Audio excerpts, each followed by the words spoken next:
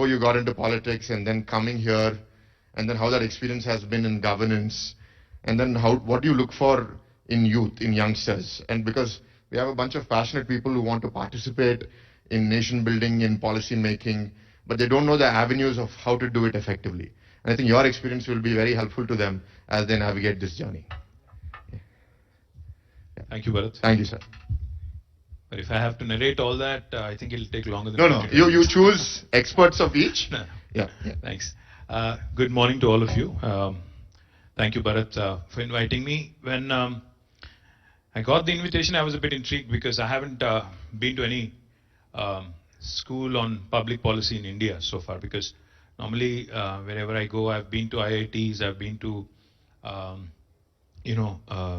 other colleges such as engineering colleges and, other business management colleges and several others. But firstly, let me compliment the management of GITAM, for thinking about a school in public policy, because, we keep hearing about Kennedy, we keep hearing about many other, in fact, schools. But what's really heartening is that even in India now we have institutions such as GITAM who've taken the, first move and said, this is something that we ought to be doing. So therefore, and I'm glad that it is in Hyderabad. So all the more reason for us to be more excited. I'm obviously, as many of you might know, or for those of you who don't know, I'm a second generation politician. So I've seen my father from very close quarters from a very early age. So I was always intrigued. I was always curious. I was always obviously interested, so to speak. If not directly, but indirectly, I was always interested in public life, wanting to find out more, more about it, etc. Because, the questions that would cross a kid's mind when you see his father or mother being in politics is, why do they not spend time with me like any normal parent? That's typically what initially would cross through your mind. So having gone through a lot of those questionings, a lot of that, inner, introspection, so to speak, I think it was natural that at a later stage in my formative years, I understood the importance of the job that my father was doing as a public representative. He was an MLA, he was then a minister, he was then, he worked in a variety of roles. So one thing I've realized as I grew up, my father always wanted me to be Indian Administrative Service officer. In fact, Mr. B.R. Meena is here, who worked very closely with us. Meena Saab was our Special Chief Secretary, I think, when he retired. And now he works here with you guys. You're fortunate to have somebody as experienced as Meena ji is to guide you guys. So one of the things he wanted me to be was, write UPSC and be an officer. So it's not like my father actually trained me. It's not like he actually wanted me to follow in his footsteps. In fact, most of you may not know this, and this might come as a surprise also. In fact, I came in without his knowledge. I came in and joined public life without his knowledge. Let me just quickly narrate the story to you. So initially, when he said that I should write my UPSC exam and then become an officer, he said, for you to understand the kind of work an Indian Administrative Service officer would do, or even aspiring students, who kind of give these UPSC exams, you need to go to Delhi. So he sent me to JNU for almost 2 months. So I lived in, Delhi, Lutyens for a bit, and went and, kind of got a first-hand experience. I didn't enroll myself in JNU, but I hung around with a few friends because I had a few friends there. I hung around there, I was looking at all kinds of people there. One thing that struck me, as very, very interesting at JNU was, there was something written on the wall there. It said, in a democracy when, we are the world's largest democracy, you guys know that. In a democracy when everything is decided by politics, you better decide what your future politics is. This was what was written. It was intriguing. I said, what is this? What does it mean? What it basically means is, from the time we get up in the morning till the time we go to bed, every single day, every single thing that kind of has a direct or an indirect impact on us as individuals, as citizens, is essentially decided by the governments, both either in Delhi, that is the union government, or the state government. So it is important, if not to dabble directly in politics or to, if not to run for a public office, it is important that we are politically aware. It is important that we participate in the process. It is important for us to know what our ideology is, or it is important for us to know who stands for what. I think it's important for us to understand that. And to that direction, I think a School of Public Policy, of course, is a great step. I compliment all of you 50 students who are enrolled here from 18 states, I was told. My compliments to all of you on wanting to be a part of the process. Now, I have, after my master's in biotechnology from Pune University, I've left for the US. I told my father that, after seeing JNU and after, in fact, a cousin of mine, a first cousin of mine, was an Indian Forest Service officer. So I interacted with him a bit, and he said, listen, if you want to make, if you want the material comforts of life, and if you want, not just fame, but also the other material comforts and other things in life, then this is not for you. If you want to serve the nation, if you just are content, doing good service, then this is the role. Otherwise, don't join. But obviously, I was 21, I think. I said, all my friends are rushing to the US. Let me go and get my master's also there. So I went to the US. I have a master's in business administration as well. And then eventually I started working there. It was a dot-com boom then. Now it's called startups. But back then it was called dot-com. This was 98, 99. So I worked for a bit. I worked there till 2004. And in 2004, I came back to India on my own job. In fact, I was heading the entire South Asian region for my company. And from 2004 until 2006, I worked out of Bombay. I was traveling the entire South Asia except Pakistan, where I was not given a visa. Otherwise, I would have gone there too. I went to Bangladesh. I went to Sri Lanka. I went to Nepal. I went to, of course, I was based out of Bombay and Hyderabad. So I worked there. And in 2006, the Telangana Rashtra Samiti, which was headed by the current Chief Minister and our party president, Sri Chandrasekhar Rao Garu, was part of the UPA. And then the whole premise of that coalition with Congress back in 2004 was the Telangana statehood formation. But unfortunately, that didn't happen. So he resigned, he quit UPA and resigned his parliament membership in 2006. And without even informing my party president and my father, I just jumped, quit my job without telling him. And I started working. Because I knew for a fact that if I asked him, then he would say no. So I said, okay, this is not happening. And then I just wanted to play my role, do my thing, and just be supportive of him. That's how the journey started. From 2006 until 2009, I worked as a party worker. In 2008, I think it was, I was given the general secretaryship of the party. 2009, I contested, won with a narrow margin of 171 votes from a constituency which is about 140 kilometers from here, called as Sirsila. It's a textile town in Telangana, hub of power looms. I won with a narrow margin, 171 votes. But within a year of 2009, I had resigned, as a protest against the then government reneging on its promise. On 9th of December 2009, Union government had announced that they are initiating the process of formation of Telangana. And then within 15 days, they went back and they said it is not something that they are going to, commit to. So we had resigned in protest. And in that subsequent by-election that came up in 2010 February, I won back with about 89,000 votes. We wanted to register that voice of the people, that mood of the people to the nation, that, Telangana and its citizens are, keenly wanting a separate state, and union government cannot go back on its promise. And then came 2014 election, by which time, the pressure mounted on the union government. They had to concede Telangana. And in 2014, Telangana was formed. I won the election in 2014, became a minister. 2018, again, we went to polls, won it again. And so this is my brief journey, politically speaking. Now, going back to Bharat's point about how the journey has been and what challenges we face in terms of policy, in terms of politics, in terms of a lot of things. Back in 2014, there were 3 or 4 questions that I used to get asked every so often by the media, by my friends, everybody. They used to ask me, why should Telugus be separated? Why do we need 2 separate states? I said, why separation, firstly? Secondly, the question that we used to get asked was, will it be viable? Will it work? What is the need? How can it work, etc. The third thing is, which is a bit derogatory, but we used to get this question all the time. Does the leadership of does the current leadership in Telangana have it? Do they have it in them to run a state? Do you have that leadership abilities? It was derogatory, it was humiliating, to get that question, but we used to get that. Do you have it in you actually to be able to run a state? This was a question.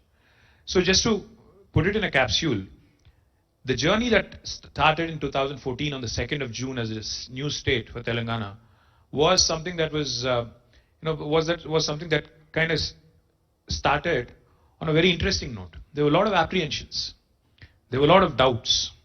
There were a lot of prejudices, that this party which ran this agitation, the Telangana Rashtra Samiti, since it was voted to power, how will they treat people from other regions who are residing in this state?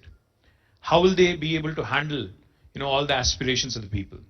All these questions are obviously there. Now, when you look back 7 years, and when you think, about what the doubts were, a couple of things were also said. The then Chief Minister, Mr. Kiran Kumar Reddy, had famously said that, if Telangana becomes a state, the state would be under complete darkness. The power generating stations are all in coastal Andhra and Rayalaseema. So therefore, Telangana will be a power deficit state and you won't even have 24 hours of power. Not even 24. In fact, he said, you'd be in a gloom. That's what he said. And it was also said that forget about new investments.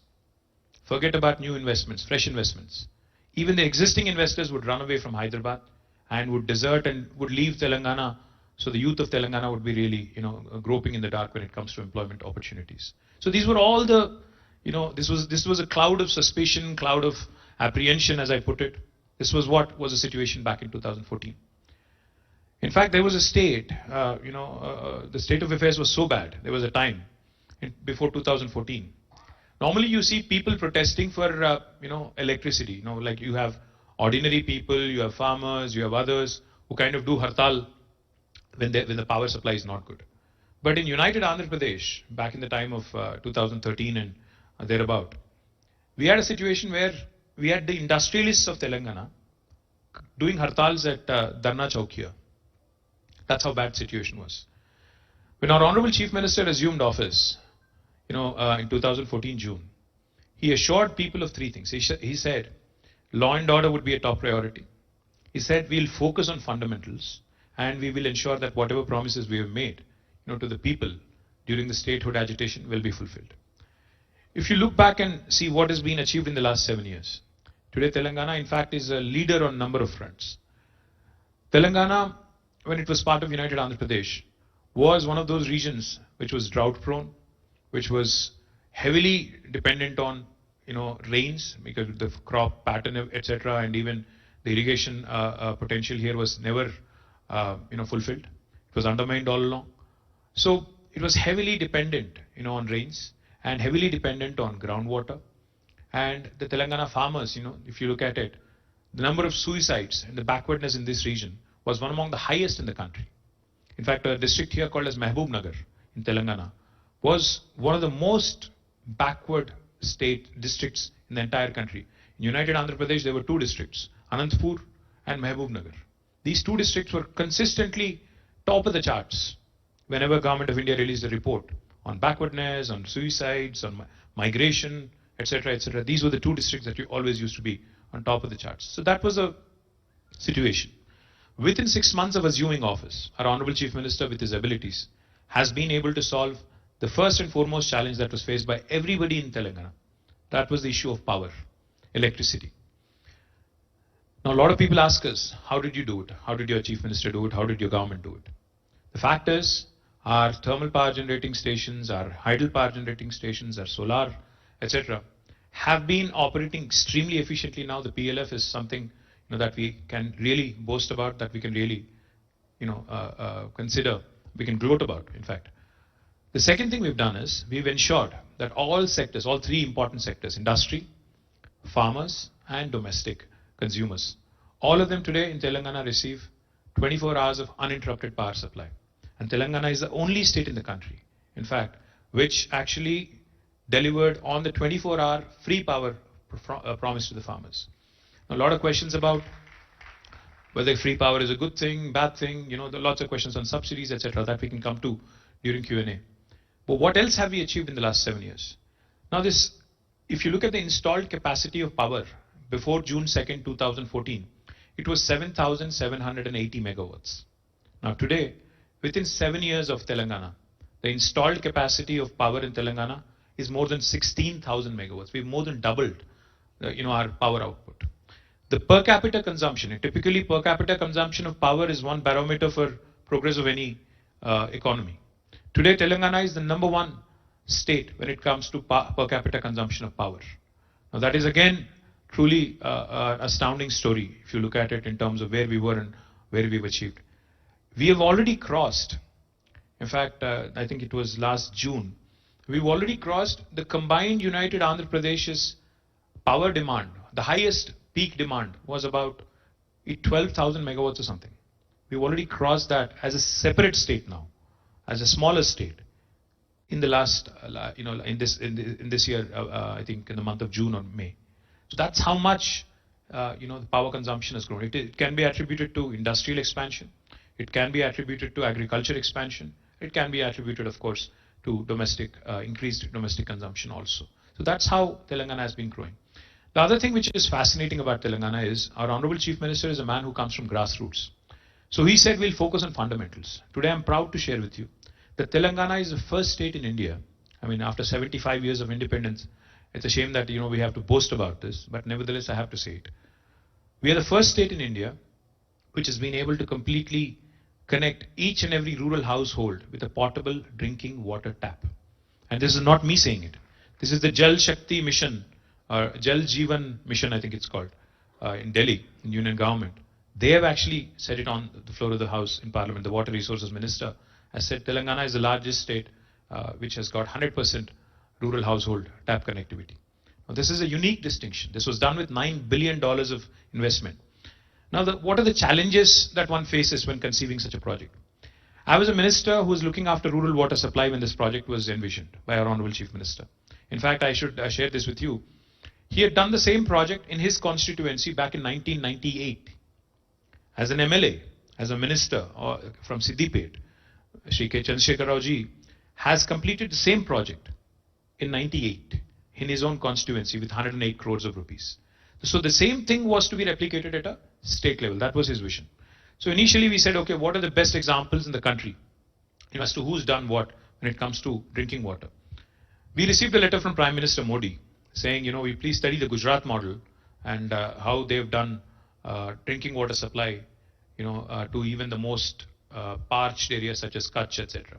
So I myself have led a delegation of officers and a few legislators also to study what has been done in Gujarat.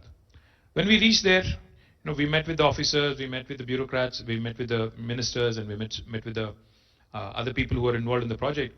They said, it took us about 8 years under the then Chief Minister Narendra Modi ji's leadership to cover about 70% of our state. So when we told them that our objective is to cover the entire state in 3 or 4 years, they laughed at us. They said, Modi ji kar nahi paye, 7-8 saal mein, aap kya karoge, kaise karoge? There were those sarcastic smirks, kya karoge, kaise karoge, kaise mumkin hai, etc., etc.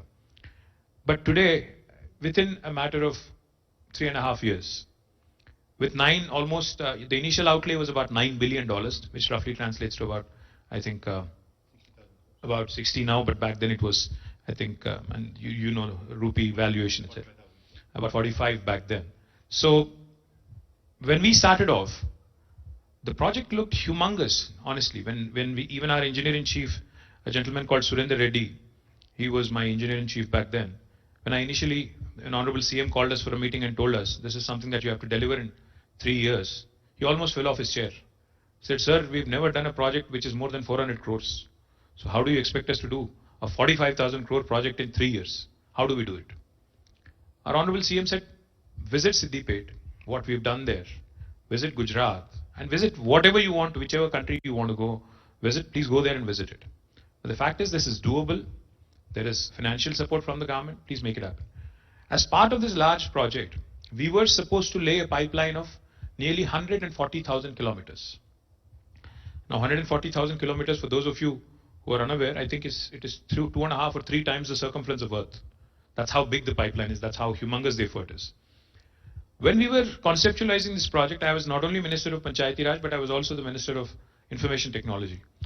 So we were talking on how to, it's a challenge, obviously. It's a challenge, and we wanted to do a little bit more than, what Gujarat has done or what any other state has done in the country. So we were also discussing on what else to do, what else to dovetail into the same trench. One of the things we decided is, since we are trenching the entire landscape of Telangana anyway for 140,000 kilometers, we said, why don't we also lay a fiber optic cable? Because this tap water is going to go to every house, and this pipeline is going to go to every house. So we might as well, save cost and dovetail and, piggyback on this project and also put in fiber optic cable.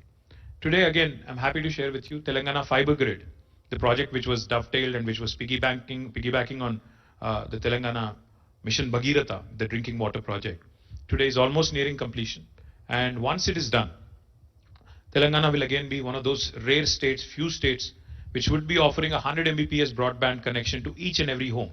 And the possibilities, you guys know better than me, of e-health, e-commerce, e-education, and how much of a drastic change it can bring about in rural hinterland is something that you can only imagine. You're only limited by your imagination. So when it comes to policy making, when it comes to taking up humongous tasks, our Honorable Chief Minister is a man who does not shy away from a challenge. He also took it upon himself as a challenge. Telangana, like I told you, one of the taglines of the Telangana statehood agitation was, I'll say that in Telugu, Neelu, Nidhulu, Niyamakalu. What that means is water, Nidhulu is funds, money, and Niyamakalu is employment. So water was one of the significant, issues as part of the overall Telangana statehood agitation. And our Honorable Chief Minister, having conceptualized a program on drinking water, also wanted to do something equally humongous on irrigation. When we assumed office, farmer suicides were at their highest, possibly one of the highest in the country after Maharashtra. And then the irrigation potential in Telangana was never tapped, because the logic that was always served to us was that the water level of the two rivers here, Krishna and Godavari, is if you look at the water and the ground or the if you look at the topography of Telangana, the hinterland of Telangana is above the sea level, much above the sea level. So therefore it was always the logic that was served to us was that unless you invest significant amounts in lift irrigation projects, in both power generation and also in building up in capital expenditure, you'll not be able to complete these projects. Our Honorable Chief Minister today, happy to share with you, has not only conceptualized but has completed, I don't know how many of you know this, the world's largest multi-stage lift irrigation project called as Kaleshwaram project. You can look it up in Google, YouTube, in a matter of 3.5 years. And this is a project which has brought under cultivation, brought under irrigation, more than 45 lakh acres of arable land. This has drastically changed the fortunes of Telangana. While we are, of course, working on other projects like Palamuru Rangareddy lift irrigation, we are working on Sitarama, we've also not ignored the minor irrigation resources. I went to the US in 2015, again, as a minister. I went to a state called Minnesota.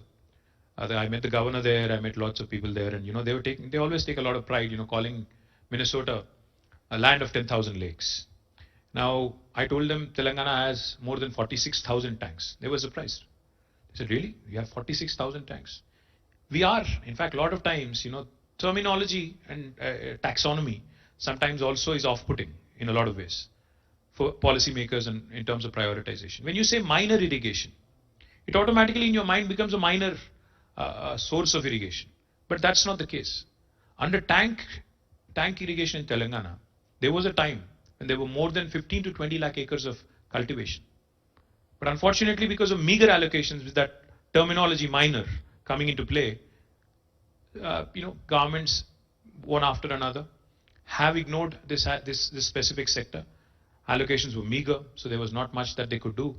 As a result, irrigation suffered and agriculture suffered. But under our government, we took up another challenging program called as Mission Kakatiya to revive, to strengthen, to ensure that each of the irrigation potential of these minor irrigation tanks is brought back to its full capacity.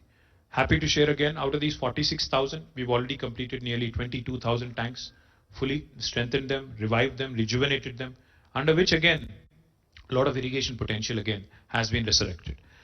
Now, because of all these, today Food Corporation of India, not me saying it, but Food Corporation of India, Ministry of Agriculture, Government of India, has recognized Telangana as the topmost paddy producing state in the country. From a parched region, in a matter of 7 years today, Telangana has become the topmost paddy producing state in the country, which is by no means a small feat. Because this was a region, I come from a constituency called Sirsila, which was drought prone, which was full of, distressed farmers, etc. To have achieved this kind of growth in a very short span is nothing short of astounding. How did our Honorable CM do it? Did he just focus on irrigation? No. He came out with pioneering and path-breaking programs. Farm input assistance. This has never been done by any state or any government in the world, except Telangana. And our Honorable Chief Minister on the 10th of May, 2018, launched a program called Raitu Bandhu, which is farm input assistance. A lot of people scoffed at it. They said, is it doable? Can he do it? Today, we offer farm input assistance for 2 seasons, both Rabi and Kharif, of 5,000 rupees per acre. And it is now running into almost 15,000 crores per annum. It's a DBT, direct benefit transfer to the farmer's account. 62 lakh farmers are benefited every year. As a result, not only has the agricultural production, yield, productivity of farmers in Telangana has increased, but also the suicides of farmers have come down drastically. Telangana again has that unique distinction of being able to reduce the farmers' suicides, and not me saying it. Government of India, on the floor of the House in Parliament, has said it in the recently held Parliament sessions that Telangana is the #1 state when it comes to reducing farmer suicides in the country. So these are, I can go on and on. There are many things that we've done in the last 7 years. In clean energy, in renewable energy, we are #2 in the country. Today, we are second only to Karnataka.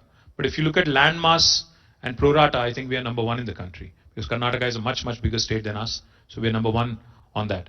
And one program I think that many of you will like. Our Honorable Chief Minister is a passionate environmentalist. He's not only a passionate farmer, he's a passionate environmentalist. When we assumed office, the forest cover in Telangana was 23%.